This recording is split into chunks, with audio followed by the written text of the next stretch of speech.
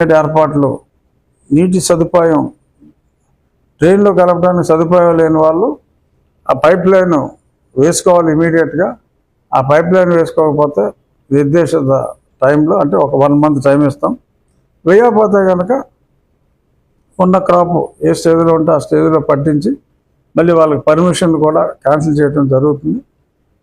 ఈ ఇంటర్వ్యూ, ఈ press meet చూసిన వాళ్ళకి అర్థమవుతుంది. కానీ మీరు కూడా చూడండి, ఎవరైతే ఈ నెట్వర్క్ లేదో డ్రైనేజీల్లో కలపడానికి, అది మీరు కూడా మాకు తెలియజేస్తే ప్రజల ఆరోగ్యాన్ని కాపాడటంలో మీరు కూడా సముచిత భాగస్వామ్యం వహించినట్టు అవుతుంది. Take it as a moral responsibility. ఆ రెస్పాన్సిబిలిటీ మీరు తీసుకుంటే ఇంకా పూర్తిగా 100% పర్ఫెక్ట్ డ్రింకింగ్ వాటర్ని, ఏ మినరల్ వాటర్ ఎవడో కొనుక్కోకల్లా. ఇప్పుడు ఎక్కడైతే మైక్రో ఫిల్టర్లు కమిషన్ చేసామో ఆ ఊర్లో ఫిల్టర్ ప్లాంట్లు కూడా చాలా చోట్ల మూసేస్తున్నారు. ఎందుకో కాలుమూరు మూసారు, ఇంకా డిమాండ్ ఉండదు. సో అంత చక్కగా చేయాలనే ఒక మంచి అభిప్రాయంతో చంద్రబాబు నాయుడు గారి స్ఫూర్తితో ముందుకెళ్తున్నాం. ఈ మీడియా సహకారం కూడా మాకు కావాలని చెప్పి ఈ పత్రికా సమావేశాన్ని ఏర్పాటు చేయడం జరిగింది. ఈ మెసేజ్ని మీరు ప్రజల్లోకి తీసుకెళ్ళాలి.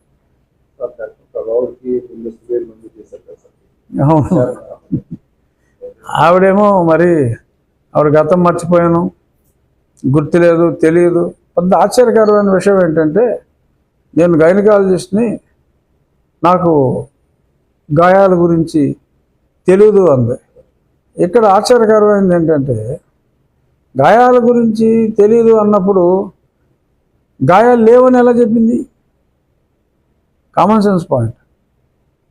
నాకు గాయాల గురించి తెలియదు, నేను గైనకాలజిస్ట్ అన్నాడు. గాయాలు లేవు అని ఎలా చెప్పింది? అసలు నాకు గాయాల గురించి తెలుసు, అక్కడ గాయాలు లేవంటే అదో రకం. అసలు నాకు గాయం అంటే ఏంటో తెలియదు అంటూ ఆయన గాయాలు లేవని చెప్పి, సరే గాయాలు లేవని ముందు ఇచ్చింది. సో ఏదైనా సుప్రీంకోర్టు బెయిల్ ఇచ్చినప్పటికీ అందులో కండిషన్ ఉంది. మీ ఇన్వెస్టిగేషన్లో కానీ, ఒకవేళ ఇన్వెస్టిగేషన్లో కోఆపరేట్ చేసి రేపు తర్వాత ట్రయల్లో కోఆపరేట్ చేయకపోయినా కూడా బెయిల్ రద్దుకి రాష్ట్ర ప్రభుత్వం మా వద్దకు రావచ్చు అని చాలా స్పష్టంగా చెప్పడం జరిగింది. చూద్దాం మరి. ఇంకా సునీల్ నాయక్ని విచారించాలి. ఆయనేమో అక్కడికే రమ్మంటున్నా అంట, బీహారు. సో మరి త్వరలో మరి విచారణ అధికారులు అక్కడికి వెళ్తారనుకుంటున్నా. ఇంకా ఆ తర్వాత ప్రముఖ మరి అంబేద్కర్స్ ఇండియా మిషన్ నాయకుడు, పనిలో పనిగా డీజీ ఉద్యోగం కూడా ప్రస్తుతానికి లేదనుకో, ఆయన సెలవులో ఉంచారు. అంటే ఆయన బేసిక్గా అంబేద్కర్ ఇండియా వ్యవస్థాపక అధ్యక్షుడు, ఆ పనిలోనే ఉన్నట్టున్నారు చాలా ఎక్కువగా. మరి ఆయన కూడా త్వరలో పిలిచే అవకాశం ఉంది. సో ఆయనకి మరి గతం గుర్తుంటుందా మరి గుర్తుండదా అనేది మరి ఒకసారి పిలిస్తే కానీ తెలియదు. బట్ ఏదైనా కేసు అయితే ఇన్వెస్టిగేషన్ నడుస్తుంది. తప్పకుండా ఏదైనా 1 నెల 2 నెలల్లో ఒక కొలిక్కి వస్తుంది అన్న ఆశావహ దృక్పథంలో కొంత నిరాశ ఉన్నప్పటికీ ఆశావహ దృక్పథంతో నేనున్నా. ఇంకేమైనా ఉన్నాయా ఇష్యూస్? కొల్లేరు పక్షాలనంటే అటు పక్షులకి ఇబ్బంది లేకుండా, ఇటు జిరాయితీ భూములకి ఇబ్బంది లేకుండా సమతుల్యత ఎలాగ సాధించాలి అనేది దాని మీద రిపోర్ట్ సుప్రీంకోర్టుకి సబ్మిట్ చేయాలి.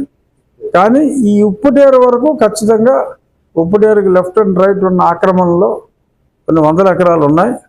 అవి మటుకు ఖచ్చితంగా కొట్టివేయటం జరుగుతుంది.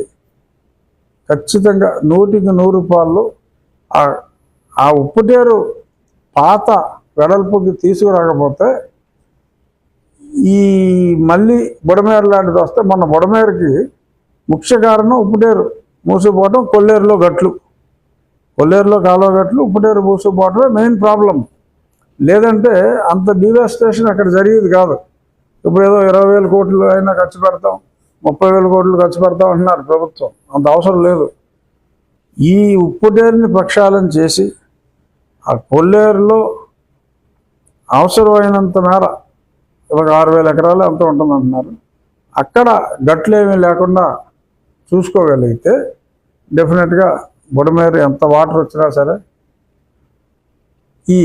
ఎందుకంటే ఎన్నో సంవత్సరాలుగా అప్పుడప్పుడు బుడమేరుకు వరదలు వస్తాయి, కానీ మొన్న జరిగినంత డ్యామేజ్ ఎప్పుడు జరగలేదు కదా.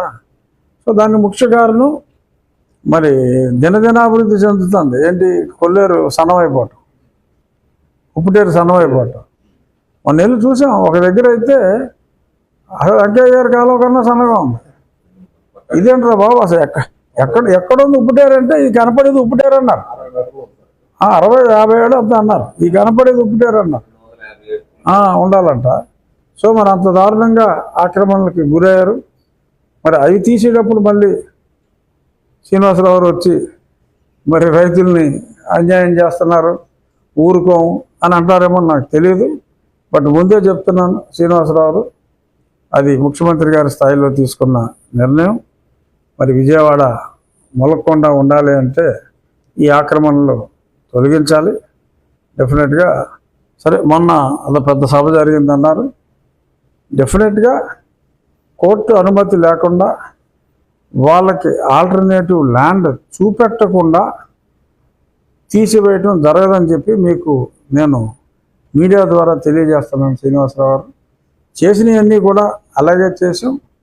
ఇక మీదట ఏదైనా తీవాల్సి వచ్చినప్పటికీ కూడా, ఇంకా చాలా తీవాల్సి వస్తుంది, తీవాల్సి వచ్చినా కూడా ఆల్రెడీ 90% వారికి సైట్లు ఇచ్చే ఉన్నాం. ఆ మిగిలిన 10% కూడా ఆ సైట్లు ఇచ్చిన తరువాతే వారిని వెళ్ళమంటం జరుగుతుంది తప్ప ఆల్టర్నేటివ్ సైట్లు ఇవ్వకుండా ఎవరికి అన్యాయం చేయటం అనేది జరగదు అని చెప్పి మీడియా ముఖంగా శ్రీనివాసరావు గారికి, అలాగే సంబంధం లేని వాళ్ళు, శ్రీనివాసరావు అంటే ఒక పార్టీ నాయకుడు, సంబంధం లేని వాళ్ళు ఇంకా చాలామంది మరి ఆ మీటింగ్కి వచ్చి అక్కడ కూర్చున్నారంట. సంబంధం ఉన్న శ్రీనివాసరావుకి, సంబంధం లేని మిగిలిన వాళ్ళకు కూడా నేను చెప్తున్నా, ఆల్టర్నేటివ్ సైట్ ఇవ్వకుండా ఎవరిని అక్కడి నుంచి పంపించటం జరగదు. టెంపరీగా కావాలంటే ఇక్కడ వేసుకొని వెళ్ళే తీసి అక్కడ వేసుకోవచ్చు, అంతే తప్ప మీరు కోరుకున్నట్టు వాళ్ళ గృహప్రవేశాలు అయ్యేదాకా ఇక్కడ ఈ జనం ఈ జబ్బులతో చచ్చిపోవాలి అంటే కుదరదండి. మీరు న్యాయంగా ఆల్టర్నేటివ్ సైట్ ఇవ్వకుండా చేయకూడదన్నారు, ఎస్. కోర్టు అనుమతి లేకుండా చేయకూడదన్నారు, ఎస్. మీరు ఎలాగా ప్రజా జీవితంలో ఉన్నారో మేము అలాగే ప్రజలకు సేవ చేయడానికే ప్రజా జీవితంలోకి వచ్చాం. ప్రజల్ని మీరు సేవ చేసేవాళ్ళు, మేము సేవ చేసేవాళ్ళం కాదు. మీరు మేము అందరూ కూడా ప్రజల్ని సేవ చేయడానికే రాజకీయాల్లోకి వచ్చాం. మీరు ప్రజల కోసం పోరాడుతున్నారు, మేము ప్రజల కోసమే పోరాడుతున్నాం, ప్రజల కోసమే ఉన్నాం. సో అంచేత మీరు పనులన్నీ మానేసుకుని ఇక్కడ రావటం, నేను ప్రతిరోజు మీడియాలో మాట్లాడినప్పుడల్లా మా మీడియా మిత్రులు శ్రీనివాసరావు ఎలా అన్నారంటాం, దీనికి ఇవాళతో తెర దించేద్దాం. శ్రీనివాసరావు గారు మీ సూచనల్ని తప్పకుండా పాటిస్తాను అని మీడియా ద్వారా ఎప్పుడు కలవలేదు. ఈసారి విజయవాడలో ఉన్నప్పుడు శ్రీనివాసరావు టైం తీసుకుని శ్రీనివాసరావుని కూడా నేను తప్పకుండా కలుస్తాను. కామ్రేడ్స్ అంటే నాకు గౌరవం ఉంది, ఎందుకంటే తక్కువ మంది ఉన్నా నిత్యం ప్రజల కోసం పోరాడతారు. బట్ ప్రతి పార్టీలోనూ కలుపు మొక్కలు ఉంటాయి, మరి అటువంటి కలుపు మొక్కలు నేను పట్టించుకోను.